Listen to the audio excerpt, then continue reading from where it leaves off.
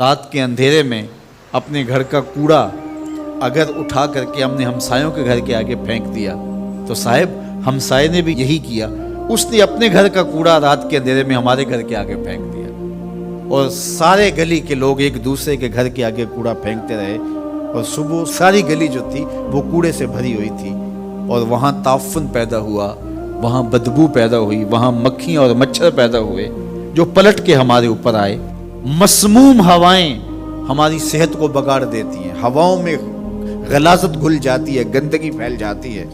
اس لیے ہمیں اس بات کا اہتمام کرنا ہوگا کہ ہم پورے معاشرے کو، پورے ماحول کو جو ہے وہ صاف کرنے کی کوشش میں لگ جانا چاہیے۔ تو میں اور آپ اس پہ غور کریں کہ ہمارے اسلام کا ہمارے نام کیا میسج ہے، کیا پیغام ہے۔ جو اسلام پیدا ہوتے ہی ہماری زندگی کا آغاز غسل سے کرتا ہے، اور پھر زندگی کا اختتام بھی غسل سے ہوتا ہے۔ دن میں 5 نمازیں ہیں اور ان کے لیے بار بار وضو کرنا ہوتا ہے، اور اگر حد سے اکبر لاحق ہو جائے تو فوراً ہمیں غسل کر کے اس کو دور کر کے پاکیزگی حاصل کرنے کی تلقین ہے۔ وَثِيَابَكَ فَطَهِّرْ، اپنا لباس پاک کرو، اس کی ہمیں تلقین کی گئی ہے۔ الطہور شطر الایمان، طہارت کو آدھا ایمان قرار دیا گیا ہے۔ کتنی بڑی بات ہے۔ آج ہم اپنے گلی محلے دیکھیں، اپنے کوچہ و بازار دیکھیں، اپنے اطراف میں پھیلی ہوئی گندگیاں دیکھیں تو پھر ہمیں شرم آتی ہے کہ کیا ہم وہ مسلمان ہیں کہ جس مسلمانی کا ہم سے تقاضا کیا گیا تھا۔ ہم مسلمان تو ایک صاف، پاک اور خوبصورت اور عفت معاب صورت میں آگے بڑھتے، اور معاشرہ صفائی و ستھرائی کا مرقع نظر آتا، اور ہر شے نہ صرف صاف اور پاک اور طاہر ہوتی بلکہ چیزوں کو مرتب اور منظم کر کے رکھنے کی بھی ہمارے اسلام نے ہمیں تلقین کی ہے کہ جو ہم چیزیں رکھیں ان کو بھی ایک ترتیب اور سلیقے کے ساتھ رکھیں، تاکہ جو ہے وہ پڑی ہوئی چیزیں بھی جو ہے وہ خوبصورت دکھائی دیں۔ حتیٰ کہ بال الجھے ہوئے پسند نہیں کیے گئے، اور کہا کہ من کان لہ شعر فلیکرمہ، جو بال رکھے پھر بالوں کو سنوار کے رکھے، بال الجھے ہوئے رکھے، تو یہ پسند نہیں کیا گیا۔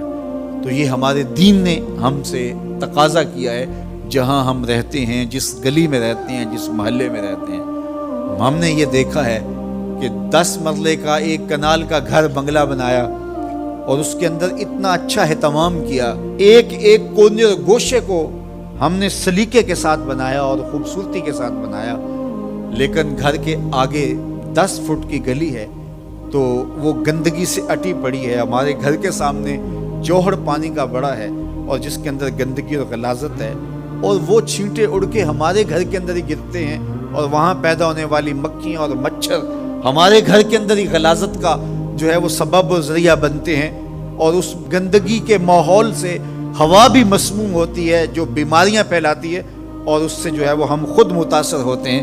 لیکن ہم سمجھتے ہیں کہ یہ 10 مرلے کی جگہ، یہ ایک کنال کا ٹکڑا تو ہمارا ہے، یہ ہماری ذمہ داری ہے۔ 5-5 فٹ گلی آتی ہے تو گلی کے 10 لوگ مل کر کے جو ہے کیا وہ اپنی گلی کی صفائی کا اہتمام اور انتظام نہیں کر سکتے؟ اگر صفائی پسند ہم حقیقت میں ہوتے تو پھر کبھی بھی ہم اس کو پسند نہ کرتے۔ تو یہ وہ چیزیں ہوتی ہیں جو کسی معاشرے کی عکاسی کرتی ہوتی ہیں، کسی معاشرے کا چہرہ ہوتا ہے، اس کے نفسیات سمجھ میں آتے ہیں کہ یہ معاشرہ کیسا ہے۔ تو ہم صحیح معنوں میں اسلام کے مزاج سے آشنا ہی نہیں ہوئے کہ اسلام تو ہمیں آغاز میں ہی صفائی اور ستھرائی کی تلقین کرتا ہے۔ ہمارا دین شروع ہی طہارت سے ہوتا ہے، شروع ہی صفائی سے ہوتا ہے، اور اس کا نقطہ انجام جو ہے وہ بھی غسل سے ہے۔ تو غسل سے شروع ہو کے غسل تک، اور درمیان میں غسل اور وضو چلتا رہتا ہے۔ لباس کی پاکیزگی ہے، خوراک کی پاکیزگی ہے، مکان اور اطراف کی پاکیزگی ہے، ماحول کی پاکیزگی ہے۔